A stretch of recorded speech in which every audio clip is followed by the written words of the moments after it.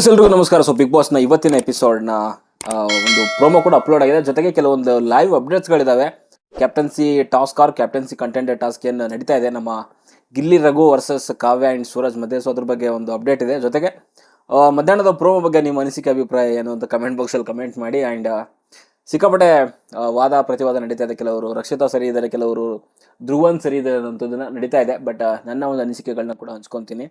And ಕ್ಲಿಯರಾಗಿ ಒಂದು ಕೆಲವೊಂದು ಎಕ್ಸಾಂಪಲ್ಗಳನ್ನ ಇಟ್ಕೊಂಡು ಒಂದು ನಿಮಗೆ ನನ್ನ ಅನಿಸಿಕೆಗಳನ್ನ ಹಂಚ್ಕೊಳ್ಳುವಂಥ ಒಂದು ಪ್ರಯತ್ನ ಪಡ್ತೀನಿ. ಕೆಲವರು ಸುಮ್ಮನೆ ಅನವಶ್ಯಕವಾಗಿ ಸಿಂಪತಿ ಆಟಗಳು ಆಡ್ಕೊಂಡು ಒಂದು ರೀತಿಯಲ್ಲಿ ಏನೋ ನಾನು ಕೆಲವು ವಿಚಾರದಲ್ಲಿ ಸರಿ, ಕೆಲವು ವಿಚಾರದಲ್ಲಿ ತಪ್ಪಿದ್ರು ಕೂಡ ಸೊ ನಾನೇ ಸರಿ ಅನ್ನೋವಂಥದ್ದನ್ನ ಮುಂದೆ ಇಟ್ಕೊಂಡು ಸೊ ಮಾತಾಡುವಂಥದ್ದು ಅಂದರೆ ಸಮಯಕ್ಕೆ ತಕ್ಕಂಗೆ ಬದಲಾಗುತ್ತಿರೋ ರೀತಿಯಲ್ಲಿ ಕಾಣಿಸ್ತಾ ಇದೆ.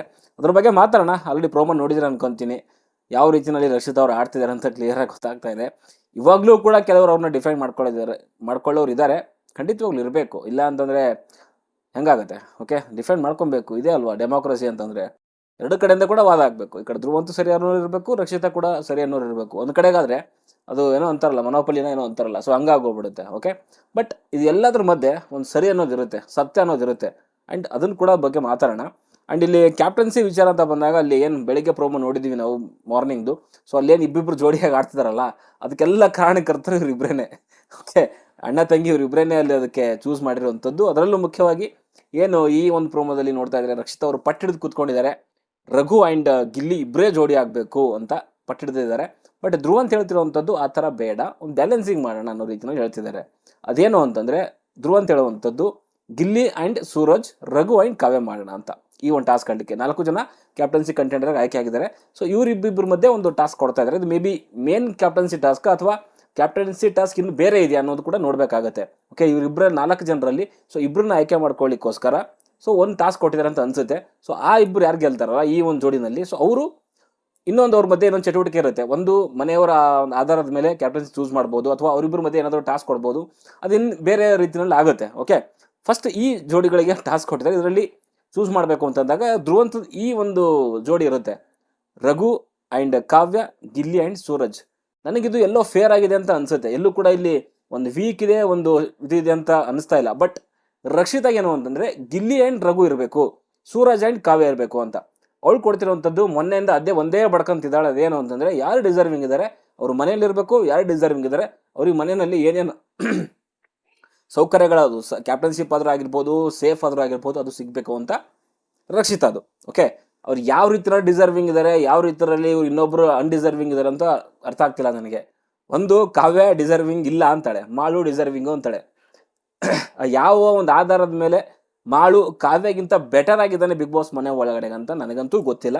ನಾನು ಕ್ಲಿಯರಾಗಿ ಡೈರೆಕ್ಟಾಗಿ ಹೇಳಬೇಕು ಅಂತಂದರೆ ಕಂಪ್ಯಾರಿಟಿವ್ಲಿ ಮಾಳು ಆ್ಯಂಡ್ ಕಾವ್ಯ ಅಂತ ಬಂದಾಗ ಕಾವ್ಯ ಅವರು ಬಿಗ್ ಬಾಸ್ ಮನೆ ಒಳಗಡೆಗೆ ಡಿಸರ್ವಿಂಗ್ ಇದ್ದಾರೆ. ಅದು ಯಾಕೆ ಏನು ಅನ್ನೋದನ್ನು ನಾನು ಹಳೆ ವಿಡಿಯೋದಲ್ಲಿ ಹೇಳಿದ್ದೀನಿ, ಬೇಕಾದ್ರೆ ಹೋಗಿ ನೋಡ್ಕೊಳ್ಳಿ. ಬಟ್ ಇವಾಗ ಈ ಒಂದು ವಿಚಾರ ತಗೊಂಡ್ರೆ ಅವಳು ಖಂಡಿತವಾಗ್ಲೂ ಕಾವ್ಯಾಗೋಸ್ಕರನೇ ಸೂರಜ್ ಅವ್ರನ್ನ ಈ ಕಡೆಗೆ ಹಾಕಿರೋವಂಥದ್ದು. Comparatively Kavya and Suraj and Raghu ಅಂತ ಬಂದಾಗ ಮೇ ಬಿ ಅವಳಿಗೆ ರಘು ಸ್ಟ್ರಾಂಗ್ ಇರ್ಬೋದು ಟಾಸ್ಕ್ ಅಂತ ಬಂದಾಗ. ಸೊ ಅದಕ್ಕೋಸ್ಕರ ಇಲ್ಲಿ ಸೂರಜ್ಗೆ ಹಾಕೋಣ, ಗಿಲ್ಲಿ ಜೊತೆಗೆ ರಘುಗೆ ಹಾಕೋಣ, ರಘು ಆ್ಯಂಡ್ ಗಿಲ್ಲಿ ಗೆದ್ಕೊಂಡು ಕ್ಯಾಪ್ಟನ್ ಆಗಲಿ ಅನ್ನೋಂಥದ್ದು ಅವಳ ಒಂದು ಮೈಂಡಲ್ಲಿರುವಂಥದ್ದು. ಅದು ಕ್ಲಿಯರಾಗಿ ಗೊತ್ತಾಗ್ತಾಯಿದೆ. ಆ್ಯಂಡ್ ಅವಳು ಕೂಡ ಹೇಳ್ತಿದ್ದಾಳೆ. ಬಟ್ ಧ್ರುವಂತಿಲ್ಲಿ ಒಪ್ಲಿಕ್ಕೆ ರೆಡಿ ಇಲ್ಲ. ಓಕೆ, ಸೊ ಅದಕ್ಕೋಸ್ಕರ ಇಲ್ಲಿ ಮಧ್ಯೆ ಒಳಗಡೆ ಕಿತ್ತಾಟ ನಡೀತಾ ಇದೆ.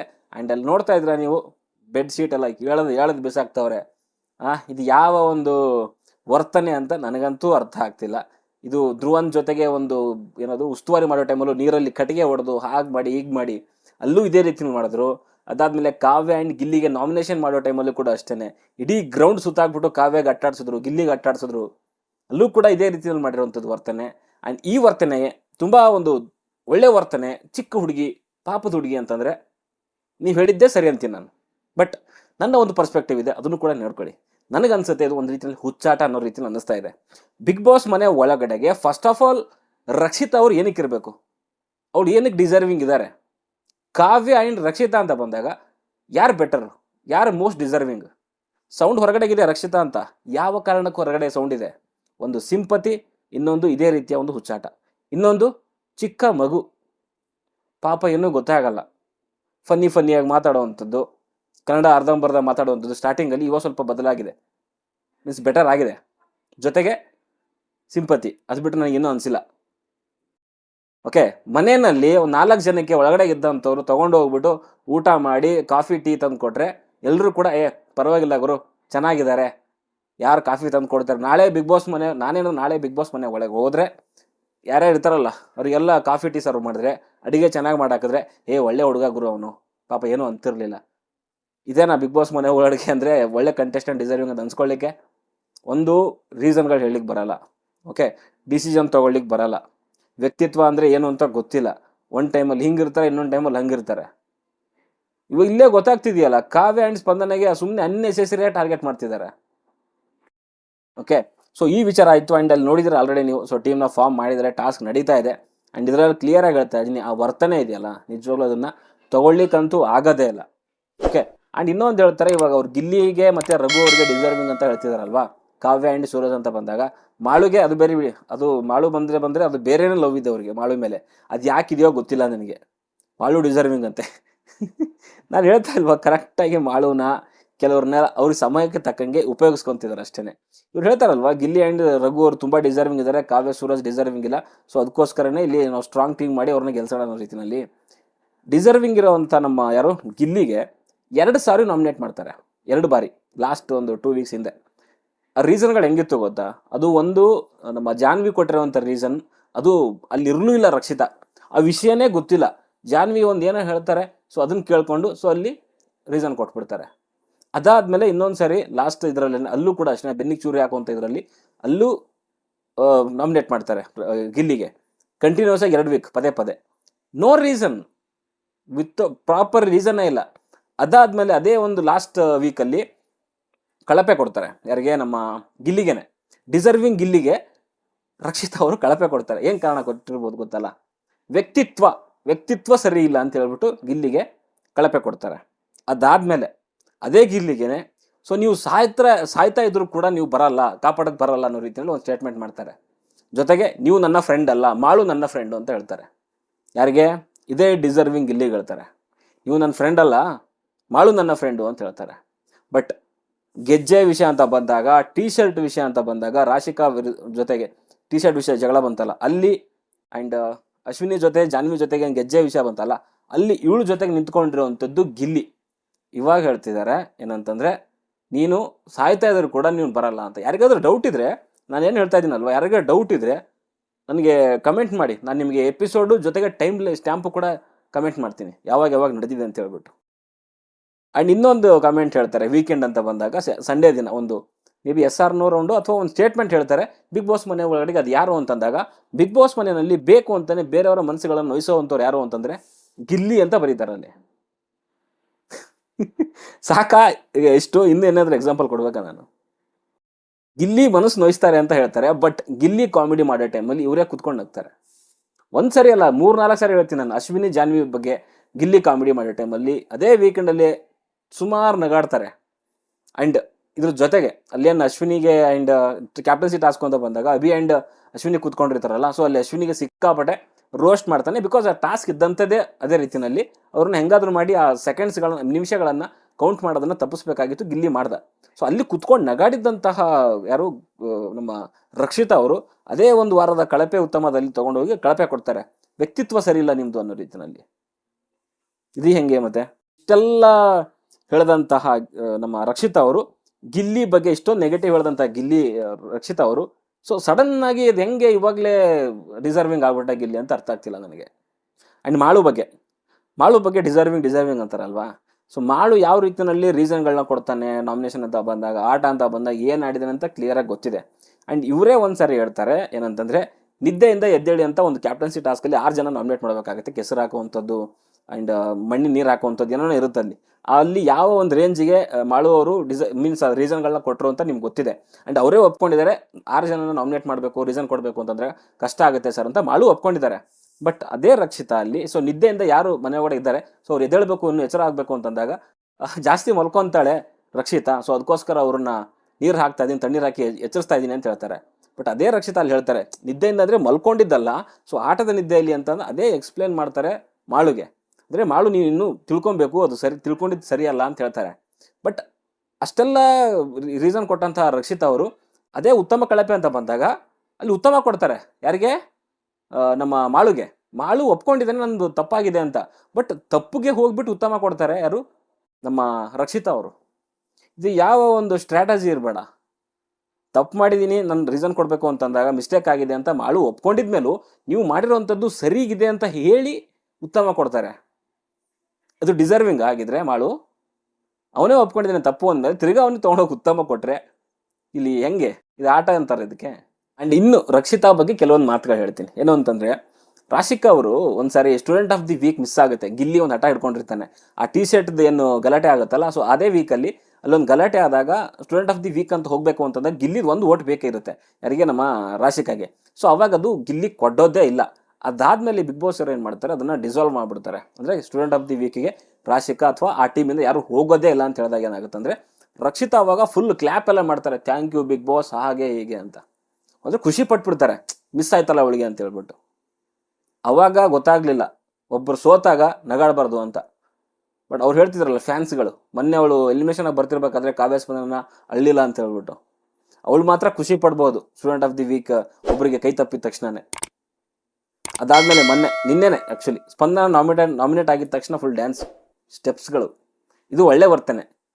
ಇದು ವ್ಯಕ್ತಿತ್ವ, ಸಖತ್ತಾಗಿರೋ ವ್ಯಕ್ತಿತ್ವ ಇದು, ಬೇರೆಯವ್ರದ್ದು ವ್ಯಕ್ತಿತ್ವ ಅಲ್ಲ. ಆಮೇಲೆ ಲಾಸ್ಟ್ ವೀಕಲ್ಲೇನೆ ಸೊ ಕಾವ್ಯ ವೀಕೆಸ್ಟ್ ಕಂಟೆಸ್ಟೆಂಟ್ ಅಂತ ಒಂದು SR ರೌಂಡಲ್ಲಿ ಬರುತ್ತೆ. ಅವಾಗ ರೀಸನ್ ಎಸ್ ಅಂತ ಕೊಡ್ತಾಳೆ ಇವಳು, ಆ್ಯಂಡ್ ಅಶ್ವಿನಿ ಕೂಡ ಎಸ್ ಅಂತ ಇರುತ್ತೆ, ಮೇ ಬಿ ಇನ್ನೊಬ್ರು ಯಾರೋ ಎಸ್ ಅಂತ ಇರುತ್ತೆ. ಅದರಲ್ಲಿ ರೀಸನ್ ಹೇಳಬೇಕು ಅಂತಂದಾಗ ನಮ್ಮ ರಕ್ಷಿತ್ ಅವ್ರು ಏನು ರೀಸನ್ ಕೊಡ್ತಾರೆ ಗೊತ್ತಲ್ಲ, ಏನೂ ಇಲ್ಲ. ಸ್ಟ್ಯಾಂಡ್ ತಗೊಳ್ಳೋದ್ರಲ್ಲಿ, ಮಾತಾಡೋದ್ರಲ್ಲಿ ಏನೋ ಕ್ಲಾರಿಟಿ ಇಲ್ಲ, ಜೊತೆಗೆ ಸ್ಯಾಟಿಸ್ಫ್ಯಾಕ್ಷನ್ ಇಲ್ಲ. ಈ ಮೂರು ಪದ ಹೇಳಿರುವಂಥದ್ದು. ಮಾತಾದ್ರೂ ಆಗಿರ್ಬೋದು, ಸ್ಟ್ಯಾಂಡ್ ಆದ್ರೂ ಆಗಿರ್ಬೋದು, ಕಾವ್ಯ ಕೊಡಬೇಕು ಅಂತಂದಾಗ ಕರೆಕ್ಟಾಗಿ ಕೊಡ್ತಾರೆ ರೀಸನ್ಗಳು. ಸ್ಯಾಟಿಸ್ಫ್ಯಾಕ್ಷನ್ ಅನ್ನೋವಂಥದ್ದು ಎಲ್ಲಿಂದ ಬಂತೋ ಗೊತ್ತಿಲ್ಲ. ಅವ್ರಿಗೆ ಯಾವುದ್ರಲ್ಲಿ ಸ್ಯಾಟಿಸ್ಫ್ಯಾಕ್ಷನ್ ಇದೆ ಅಂತ ಹೇಳ್ಬಿಟ್ಟು ನಿನಗೆ ಹೆಂಗೆ ಗೊತ್ತು? ಅವಳಿಗೆ ಕಪ್ ಗೆಲ್ಲೋದು ಸ್ಯಾಟಿಸ್ಫ್ಯಾಕ್ಷನ್ ಆಗುತ್ತೆ, ಅಲ್ಲಿವರೆಗೂ ಸ್ಯಾಟಿಸ್ಫ್ಯಾಕ್ಷನ್ ಇಲ್ಲ. ಅದು ನೀ ಹೆಂಗಮ್ಮ ಹೇಳ್ತೀಯಾ? ಒಂದು ವೀಕೆಸ್ಟ್ ಕಂಟೆಸ್ಟೆಂಟ್ ಅಂತ ಹೇಳ್ತೀಯ, ಒಂದು ರೀಸನ್ ಕೊಡೋಕೆ ಬರಲ್ಲ, ಒಂದು ವಾದ ಪ್ರತಿವಾದ ಅಂತ ಆಗುತ್ತೆ. ನೀನು ವಾದ ಹೇಳ್ಬಿಡ್ತೀಯ, ಬೇರೆಯವರು ವಾದ ಮಾಡೋ ಟೈಮಲ್ಲಿ ನಿಂತ್ಕೊಳ್ಳಲ್ಲ, ಅಲ್ಲಿ ಹಂಗೆ ಓಡೋಗ್ಬಿಡ್ತೀಯ. ಇಂಥ ಕ್ಯಾರೆಕ್ಟರ್ನ ಎಲ್ಲರೂ ಕೂಡ ಚಿಕ್ಕ ಮಗು, ಸೊ ಪಾಪದ ಹುಡುಗಿ ಹಾಗೆ ಹೀಗೆ ಅಂತ ಸಪೋರ್ಟ್ ಮಾಡ್ಕೊಂಡು ಬಂದಿದ್ದಾರೆ. ಅದು ಅವಳಿಗೆ ಒಂದು ರೀತಿಯಲ್ಲಿ ಅದೇನೋ ಅಂತಾರಲ್ಲ, ಸಪೋರ್ಟ್ ಸಿಕ್ಕಿರೋವಂಥದ್ದು ಅತಿ ಹೆಚ್ಚಾಗ್ಬಿಟ್ಟಿದೆ. ಸೊ ಇವಾಗ ಸ್ಟ್ರಾಟಜಿ, ಡಿಸರ್ವಿಂಗು, ಇದು ಅಂತ ಪುಂಕ್ತವಳೆ. ಇಂಥದ್ದೆಲ್ಲ ನಮ್ಮ ಜನಗಳಿಗೆ ಅರ್ಥ ಆಗಲ್ಲ, ಆ್ಯಂಡ್ ಅದನ್ನು ಜಾಸ್ತಿ ತಲೆನೂ ಕೊಡಿಸ್ಕೊಳ್ಳಲ್ಲ. ಬಿಕಾಸ್ ಅವಳು ಆಡ್ತಿರೋವಂಥದ್ದು ಆಟನೇ ಅದೇ ರೀತಿನಲ್ಲಿದೆ. ಚಿಕ್ಕ ಹುಡುಗಿ ಥರ ಒಂಥರ ಈ ಅಂದರೆ ಆ ಮಾತಾಡೋ ಶೈಲಿ ಆದ್ರಾಗಿರ್ಬೋದು, ಬಾಡಿ ಲ್ಯಾಂಗ್ವೇಜ್ ಆಗಿರ್ಬೋದು, ಅದೆಲ್ಲ ನೋಡಿ ಸ್ವಲ್ಪ ಜನಗಳು ಮರಳಾಗಿದ್ದಾರೆ ಅಷ್ಟೇ. ಬಿಗ್ ಬಾಸ್ ಮನೆ ಒಳಗಡೆ ಕೂಡ ಅಷ್ಟೇ. ಅವ್ರು ಏನು ಮನೆ ನೆನೆಸ್ಕೊತಾ ಇದ್ರು, ಸೊ ಕಾಫಿ ತಂದು ಕೊಡ್ತಾಯಿದ್ಲು, ಟೀ ತಂದು ಕೊಡ್ತಾಯಿದ್ಲು, ಯಾವಾಗಲೂ ಇಲ್ಲೇ ಇರ್ತಾಯಿದ್ಲು. ಎಂಟರ್ಟೈನ್ಮೆಂಟ್ ಅಂತ ಬಂದಾಗ ಏನು ಮಾಡಿದ್ದಾರೆ ಹೇಳಿ ರಕ್ಷಿತಾ, ನೋಡೋಣ. ಅಟ್ಲೀಸ್ಟ್ ಅಲ್ಲಿ ನಮ್ಮ ರಘು ಆದ್ರೂ ಆಗಿರ್ಬೋದು, ಅಶ್ವಿನಿ ಆದ್ರೂ ಆಗಿರ್ಬೋದು, ಅಟ್ಲೀಸ್ಟ್ ಒಂದು ವೀಕೆಂಡ್ ಅಂತ ಬಂದಾಗ ಇಬ್ಬರು ಕಡೆಯಿಂದ ಡ್ಯಾನ್ಸ್ ಆದ್ರೂ ಮಾಡಿಸ್ತಾರೆ. ಇವ್ರದ್ದು ಒಂದೇ ಸ್ಟೆಪ್ಪು ರಕ್ಷಿತಾದು, ಅದು ಗೊತ್ತಲ್ಲ ನಿಮಗೆ. ಅದು ಬಿಟ್ಟರೆ ಇನ್ನೇನೂ ಇಲ್ಲ. ಗಿಲ್ಲಿ ಜೊತೆಗೆ ಇದ್ಕೊಂಡು, ಕೆಲವು ಟೈಮಲ್ಲಿ ಮಾಡೋ ಜೊತೆಗೆ ಇದ್ಕೊಂಡು ಇಲ್ಲಿವರೆಗೂ ತಳ್ಕೊಂಡು ಬಂದಿದ್ದಾರೆ. ಅದು ಬಿಟ್ಟರೆ ಇನ್ನೇನು ಇಲ್ಲ ಅಂತ ನನಗನ್ಸುತ್ತೆ. ಕಾವ್ಯ ಆ್ಯಂಡ್ ಗಿಲ್ಲಿಗಿಂತ ಮೀನ್ಸ್ ಕಾವ್ಯ ಆ್ಯಂಡ್ ರಕ್ಷಿತ್ ಅಂತಲೇ ಬರೋಣ. ಓಕೆ, ಇವಾಗ ಅದೇ ನಡೀತಿರೋವಂಥದ್ದು. ಕಾವ್ಯ ಆ್ಯಂಡ್ ಗಿಲ್ಲಿ ರಕ್ಷಿತ್ ಅಂತ ನಡೀತಿರೋದ್ರಿಂದ ಕಾವ್ಯಗಿಂತ ರಕ್ಷಿತಾ ಯಾವುದರಲ್ಲಿ ಬೆಟರ್ ಆಗಿದ್ದಾರೆ. ಆ್ಯಂಡ್ ರಕ್ಷಿತಾ ಮಾಡದೇ ಇರೋದನ್ನು ಕಾವ್ಯ ಯಾವ ಒಂದು ವಿಚಾರದಲ್ಲಿ ಕಮ್ಮಿ ಇದ್ದಾರೆ ಅಂತ ಕಮೆಂಟ್ ಮಾಡಿ ನೋಡೋಣ, ನಾನು ಒಪ್ಕೊತೀನಿ. ಓಕೆ, ವ್ಯಕ್ತಿತ್ವ ಆದರೂ ಆಗಿರ್ಬೋದು, ಸ್ಟ್ರಾಟಜಿ ಆದರೂ ಆಗಿರ್ಬೋದು, ರೀಸನ್ ಕೊಡೋದಾಗಿರ್ಬೋದು, ಒಪಿನಿಯನ್ ಶೇರ್ ಮಾಡೋದಾಗಿರ್ಬೋದು, ಬಿಗ್ ಬಾಸ್ ಮನೆ ಒಳಗಡೆಗೆ ಈ ಒಂದು ಹುಚ್ಚಾಟ ಮೆರೆಯೋದ್ರಲ್ಲಾಗಿರ್ಬೋದು, ಯಾವುದರಲ್ಲಿ ಅಂತ ಕಮೆಂಟ್ ಬಾಕ್ಸಲ್ಲಿ ತಿಳಿಸಿ. ನನಗನ್ಸುತ್ತೆ ರಕ್ಷಿತಾ ಅನ್ಡಿಸರ್ವಿಂಗ್ ಕ್ಯಾಂಡಿಡೇಟ್. ಸುಮ್ಮನೆ ಹೈಪ್ ಕ್ರಿಯೇಟ್ ಆಗಿದೆ, ಸಿಂಪತಿ 2 ಸಾರಿ ಹೊರಗಡೆ ಬಂದಳು, ಇವಾಗ ತಿರ್ಗಾ ಒಳಗಡೆ ಹೋಗ್ತಾರೆ, ಸಿಂಪತಿ ಕ್ರಿಯೇಟ್ ಆಗುತ್ತೆ. ಅದು ಬಿಟ್ಟರೆ ಇನ್ನೇನೂ ಇಲ್ಲ ಅನ್ನೋದು ನನ್ನ ಅನಿಸಿಕೆ. ನಾವು ತಪ್ಪು ಅನ್ನೋದಾದರೆ ಸರಿ ಮಾಡಿ. ಇನ್ನೊಂದು ಲೈವ್ ಅಪ್ಡೇಟ್ ಏನು ಅಂತಂದರೆ, ಇಲ್ಲಿ ಏನು ಟಾಸ್ಕ್ ನಡೀತಾ ಇದೆ ಕಾವ್ಯ ಸೂರಜ್ ವರ್ಸಸ್ ರಘು ಆ್ಯಂಡ್ ನಮ್ಮ ಗಿಲ್ಲಿ ಮಧ್ಯೆ. ಸೊ ಅದರಲ್ಲಿ ಎಲ್ಲೋ ನಮ್ಮ ಸೂರಜ್ ಆ್ಯಂಡ್ ಕಾವ್ಯ ಅವರು ಲೀಡಲ್ಲಿದ್ದಾರೆ ಅಂತ ಅಪ್ಡೇಟ್ ಬರ್ತಾ ಇದೆ. ಆ್ಯಂಡ್ ಗಿಲ್ಲಿ ಆ್ಯಂಡ್ ರಘು ಸ್ವಲ್ಪ ಇನ್ನೊಂದು ಚೂರು ಕೋರ್ಡಿನೇಷನ್ ಬೇಕಿತ್ತು ಅಂತ ನನಗನ್ಸುತ್ತೆ. ಜಸ್ಟ್ ಇದು live update. So final result ಏನಾಗಿದೆ, ಯಾರು ವಿನ್ ಆಗಿದ್ದಾರೆ ಅನ್ನೋದನ್ನು ದಯವಿಟ್ಟು ಎಪಿಸೋಡಲ್ಲೇ ನೋಡಿ. ಸೊ ನಾನು ಇವಾಗಲೇ ಕನ್ಫರ್ಮ್ ಮಾಡ್ತಾ ಇಲ್ಲ, ಸೊ ಯಾರು ಗೆದ್ದಿದ್ದಾರೆ ಯಾರು ಸೋತಿದ್ದಾರೆ ಅಂತ. ಯಾರು ಗೆದ್ದರೂ ಕೂಡ ನನಗೇನು ಪ್ರಾಬ್ಲಮ್ ಇಲ್ಲ. ರಘು ಆಗಿರ್ಬೋದು, ಗಿಲ್ಲಿ ಆ್ಯಂಡ್ ಕಾವ್ಯ ಇಬ್ಬರಲ್ಲಿ ಒಬ್ರು ಗೆದ್ದರೆ ನನಗೆ ಇನ್ನೂ ತುಂಬ ಖುಷಿ ಇದೆ. ಅದರಲ್ಲೂ ಮುಖ್ಯವಾಗಿ ಗಿಲ್ಲಿ ಗೆದ್ರೆ ಖಂಡಿತವಾಗ್ಲೂ ನನ್ನಷ್ಟು ಖುಷಿ ಪಡೋರು ಯಾರಿಲ್ಲ ಅಂತ ಅನಿಸುತ್ತೆ ಇವ್ರಲ್ಲಿ. ಬಿಕಾಸ್ ಸ್ಟಾರ್ಟಿಂಗಿಂದ ನಾನು ಹೇಳ್ಕೊಂಡು ಬರ್ತಾ ಇದ್ದೀನಿ, ಗಿಲ್ಲಿ ಕ್ಯಾಪ್ಟನ್ ಆಗಬೇಕು, ಅವ್ನು ಕ್ಯಾಪ್ಟನ್ಸಿ ನೋಡಬೇಕು, ಉಸ್ತುವಾರಿಗಳು ನೋಡಬೇಕು ಅಂತ ನಾನಂತೂ ಕಾಯ್ತಾ ಇದ್ದೀನಿ. ಆ್ಯಂಡ್ ಗಿಲ್ಲಿ ಆಗಿರ್ಬೋದು, ಕಾವ್ಯ ಇಬ್ಬರಲ್ಲಿ ಯಾರಾದರೂ ಕೂಡ ಖುಷಿ ಇದೆ. ಕಾವ್ಯ ಅಂತ ಬಂದಾಗ ಟಾಸ್ಕಲ್ಲಿ 100% ಕೊಟ್ಟಿದ್ದಾರೆ. ಸ್ಟಾರ್ಟಿಂಗಿಂದ ಸುಮಾರು ಫೈಟ್ ಆಗಿದೆ, ರಾಶಿಕಾ ವಿರುದ್ಧ ಸೋತಿದ್ದಾರೆ, ಬಟ್ ಎಫರ್ಟ್ಗೆ ಎಲ್ಲೂ ಕೂಡ ಕಮ್ಮಿ ಇಲ್ಲ. ಓಕೆ, ನಿನ್ನೆ ಒಂದು ಆ ಅಶ್ವಿನಿ ವಿರುದ್ಧ ಇದರಲ್ಲಿ ಎಫರ್ಟ್ ಇದೆ, ಬಟ್ ಆ ಮಾತುಗಳು ಎಲ್ಲೋ ನನಗೆ ಸರಿ ಅಂತ ಅನಿಸ್ಲಿಲ್ಲ. ಅದು ಬಿಟ್ಟರೆ ನನ್ನ ಪ್ರಕಾರ ಕಾವ್ಯದ ಇಲ್ಲಿವರೆಗೂ ಕೂಡ ವ್ಯಕ್ತಿತ್ವ ಆಗಿರ್ಬೋದು, ಟಾಸ್ಕ್ ಪರ್ಫಾರ್ಮೆನ್ಸ್ ಅಂತ ಬಂದಾಗ 100% ಕೊಟ್ಟಿದ್ದಾರೆ. ಸೊ ಇಬ್ಬರಲ್ಲಿ ಯಾರಾದರೂ ಕೂಡ ಜೊತೆ, ಆ್ಯಂಡ್ ಸೂರಜ್ ಕೂಡ ಅಷ್ಟೇ. 3 ಜನರಲ್ಲಿ ಯಾರಾದರೂ ಆಗಲಿ, ರಘು ನನಗೆಲ್ಲೋ ಆಲ್ರೆಡಿ ಒಂದು 2 ಸರಿ ಆಗಿದ್ದಾರೆ. ಸೊ ಅವ್ರು ಬಿಟ್ಟು ಬೇರೆಯವ್ರು ಆಗಲಿ, 3 ಜನರಲ್ಲಿ ಯಾರಾದರೂ ಆಗಲಿ ಖುಷಿ ಇದೆ ಗುರು. ಓಕೆ, ಸೊ ನೋಡೋಣ. ಸೂರಜ್ ಆ್ಯಂಡ್ ಕಾವ್ಯ ಲೀಡಲ್ಲಿದ್ದಾರೆ ಅಂತ ಹೇಳ್ತಿದ್ದಾರೆ. ನೆಕ್ಸ್ಟ್ ಅಪ್ಡೇಟ್ ಇದ್ದರೆ ಅಪ್ಡೇಟ್ ಮಾಡ್ತೀನಿ, ಅಥವಾ ಎಪಿಸೋಡಲ್ಲಿ ನೋಡಿ ಅಂತ ಹೇಳ್ತೀನಿ. ಓಕೆ.